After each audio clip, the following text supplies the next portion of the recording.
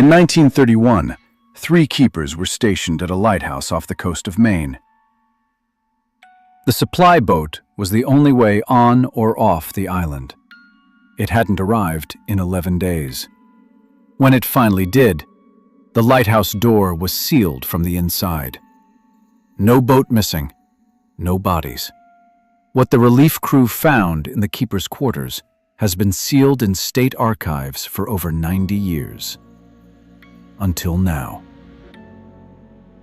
Stannard Rock Light had operated quietly for 60 years before December 1931. Built in 1871, it was originally a 3-keeper station, chosen for its isolation 22 miles from the mainland. By the 1920s, locals on the coast had a different name for it. They called it the Quiet Light. Between 1900 and 1931, 4 keepers assigned to that station had requested early transfers, each one citing personal reasons in official Coast Guard logs. But here is what the official record leaves out. The 3 keepers on duty in December 1931 were Earl Whitfield, Joseph Caro, and a younger assistant named Daniel Reyes. The station logbook, recovered intact, shows entries every single day.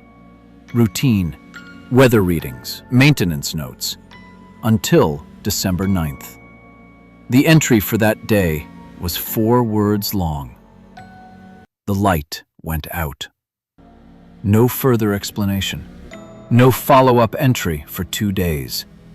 But that wasn't the strangest part. When the relief boat arrived on December 20th, 11 days late due to storms, the keepers didn't respond to signal flares. The relief crew found the entrance door bolted from the inside. A simple iron latch, the kind only operable from within the tower. They forced it open. All 3 keepers' personal effects were accounted for. Coats on hooks, boots by the door. Earl Whitfield's pocket watch was still running, sitting on the table, wound that same morning.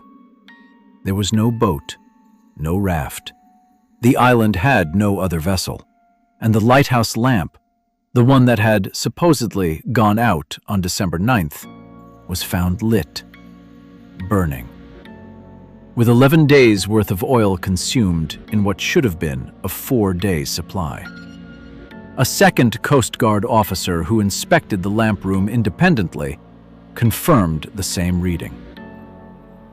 The official 1931 Coast Guard report listed the disappearances as presumed lost at sea during a winter storm. But the storm that period, verified by mainland weather records, didn't reach the island until December 14th, 5 days after the keepers stopped writing in the logbook. 3 independent investigators reviewed the lamp's oil consumption. All 3 reached the same conclusion. The lamp had been burning continuously since at least December 9th, the same day the keepers vanished. One of them, in a private letter never submitted to the official file, wrote only this: "Someone, or something, kept that light running. It wasn't any of the 3 men we were looking for." The station was automated in 1933. No keeper was ever assigned there again. Here's what changes everything. In 2014, a maritime historian digitizing old Coast Guard archives found something that had been misfiled for 80 years.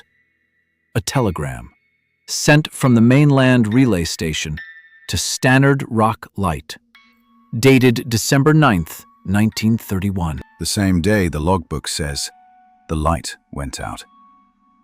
The telegram was a routine weather advisory, nothing unusual, except for one detail.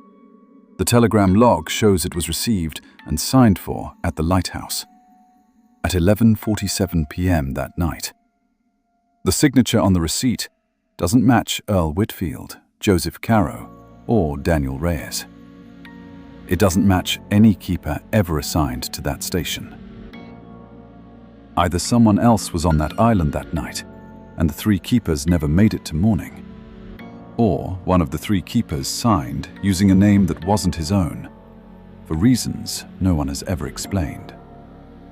Neither explanation makes sense, and yet, one of them has to be true. This has been Case File 002. Subscribe. New cases drop every week.